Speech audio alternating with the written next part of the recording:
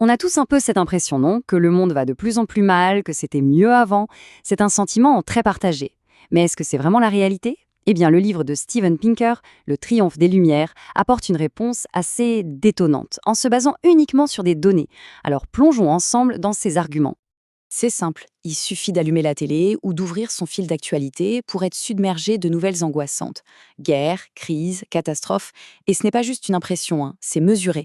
Des études le montrent. Le ton des médias est devenu de plus en plus négatif au fil des décennies. La vraie question c'est, est-ce que cette vision sombre du monde correspond vraiment à la réalité?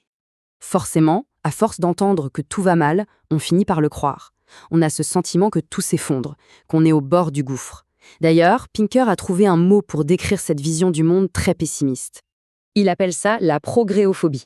C'est cette tendance à idéaliser le passé, ce fameux «c'était mieux avant», tout en fermant les yeux sur les chiffres qui montrent exactement l'inverse. C'est cette croyance que le monde est sur une pente descendante, alors que les données suggèrent que l'humanité ne s'est, en fait, jamais aussi bien portée. Bon, assez parlé d'impression, si on regardait les faits, les vrais chiffres, confrontons nos peurs à la réalité. Et pour commencer, attaquons-nous à notre plus grande peur, la plus primale, la violence. Le monde est-il vraiment plus dangereux aujourd'hui qu'hier? Regardez ce chiffre. 300 millions. C'est juste énorme. C'est le nombre de personnes tuées par la variole uniquement au cours du XXe siècle. Un chiffre presque impossible à se représenter. Et pourtant, aujourd'hui, cette maladie, eh bien, elle n'existe tout simplement plus. Et le mot qui change tout, il est là. Était. C'est du passé. Ce n'est pas une maladie qui a reculé, non. C'est une maladie qui a été rayée de la carte, éradiquée. C'est une victoire absolument spectaculaire de l'humanité, une victoire de la science, des vaccins et de la coopération mondiale. Là encore, si on se fie aux infos, on a l'impression que la guerre est partout, tout le temps. Mais quand on prend du recul et qu'on regarde la courbe, la tendance de fond est indéniable. Depuis la Seconde Guerre mondiale, le nombre de morts au combat s'est effondré. Bien sûr, chaque conflit est une tragédie absolue. Mais la grande image, elle, montre une tendance vers la paix.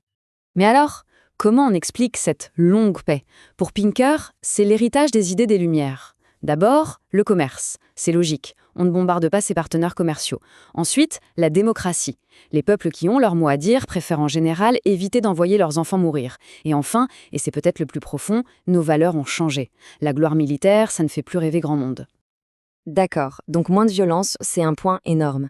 Mais le progrès, ce n'est pas juste l'absence de malheur, c'est aussi plus de bien-être, de connaissances, de possibilités. Alors, allons voir ce que disent les données de ce côté-là. Il faut bien réaliser ce que ça veut dire. Il y a 2 siècles, la quasi-totalité de l'humanité, 9 personnes sur 10, vivait dans la misère la plus totale. Aujourd'hui, c'est moins d'1 personne sur 10. C'est un renversement de situation absolument historique. C'est peut-être la plus grande réussite de notre histoire, et pourtant on en parle si peu. Et ça continue. L'alphabétisation, pareil. On partait de presque rien. À peine 12% de la population mondiale qui savait lire en 1820. Et aujourd'hui, on est à plus de 83%.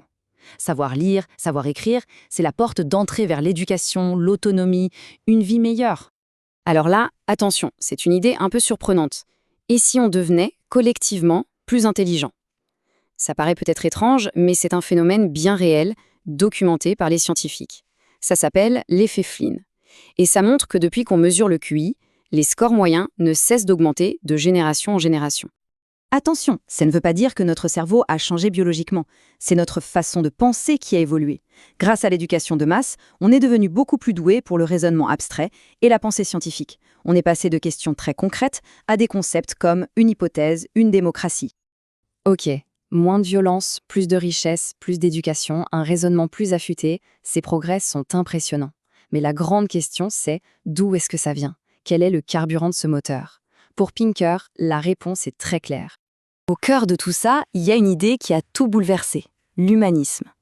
L'idée, au fond, assez simple, que le but de notre existence n'est pas de servir une entité supérieure, mais de maximiser le bien-être des êtres humains. La vie, la santé, le bonheur, la liberté, voilà ce qui est devenu le plus important.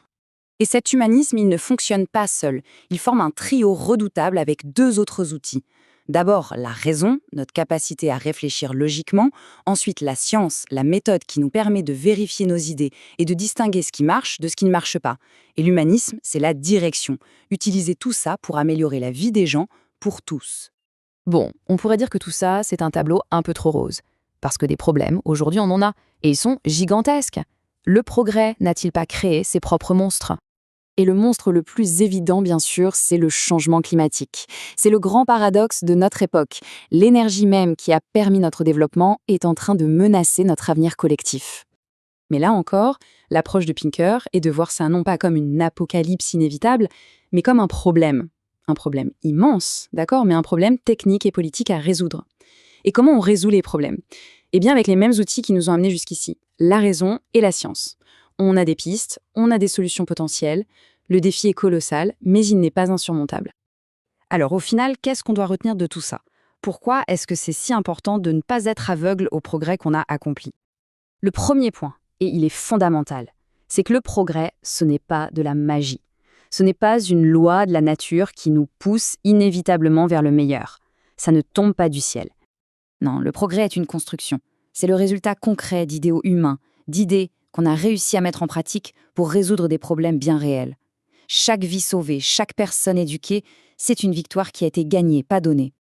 Alors, la prochaine fois que le pessimisme ambiant semble tout balayer, il faut peut-être se souvenir de cette donnée. Le progrès est une réalité, il est le fruit de nos efforts. Si on oublie que le progrès est possible, on perd même l'envie de se battre. Mais si on se souvient de tout le chemin parcouru, on réalise que nous avons les outils pour continuer. La vraie question n'est donc pas de savoir si on peut résoudre les problèmes de demain, mais si on aura le courage et la volonté de le faire.